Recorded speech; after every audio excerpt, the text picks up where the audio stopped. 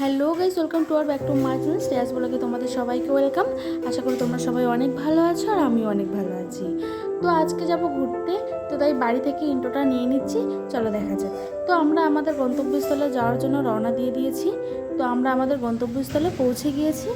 তো ওই দেখো, দেখতে পাচ্ছেন ওই একটা লাল কালারের প্যারাশুট হচ্ছে, হ্যাঁ ঠিক তারই পাশে একটা আইল্যান্ড রয়েছে, যেটাকে বলা হয় স্নেক আইল্যান্ড। সেটা হয়তো তোমরা ক্লিয়ারলি দেখতে পারছো না। তো দেখো কতই না সুন্দর লাগছে জায়গাটা, সত্যি অনেক মনোরম, অনেকটাই সুন্দর। দেখো ছোট থেকে বড় সবাই কত সুন্দর খেলছে, কত সুন্দর সবাই একে অপরের সাথে, কতই না সুন্দর লাগছে জায়গাটা। সত্যি সমুদ্রের কাছে গেলে না মনটা একদম জড়িয়ে যায়।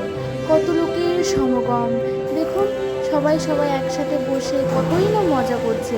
কেউ ফটো তুলছে, কেউ কুলফি খাচ্ছে, কেউ মজা করছে, কেউ আবার স্নান করতেই ব্যস্ত। ওয়াও, কতই না সুন্দর লাগছে। দেখুন কতই না ভালো লাগছে এই সমুদ্রের ঢেউগুলো। হয়তো আগের তুলনায় এখন অতটা ঢেউ নেই, এখন হয়তো অনেকটাই কমে গেছে।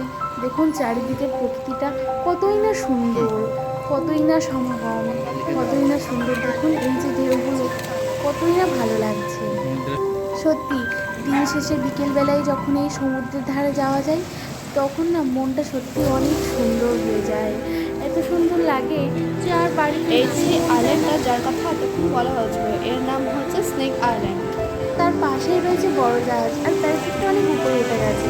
আর এখানে তার মাঝখানে আমি একটু আমার বরকে বললাম আমার একটু স্লো মোশন ভিডিও করে দাও, তো তাই স্লো মোশন ভিডিও করে দিল। ধীরে ধীরে সন্ধে নেমে আসছিল, চারিদিকের সুন্দরতা যেন আরেকটু বেশি সুন্দর লাগছিল, আর সমুদ্রটা যেন আরেকটু বেশিই ঝলক দিচ্ছিল।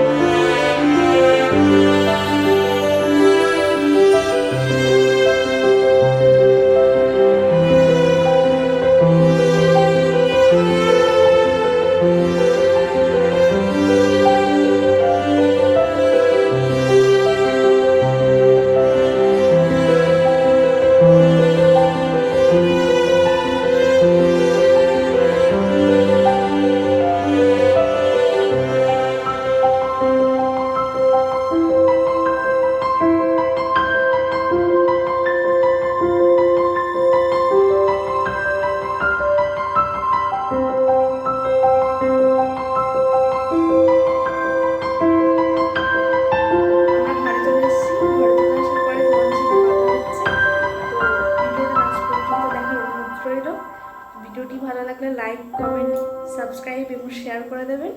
তো টাটা।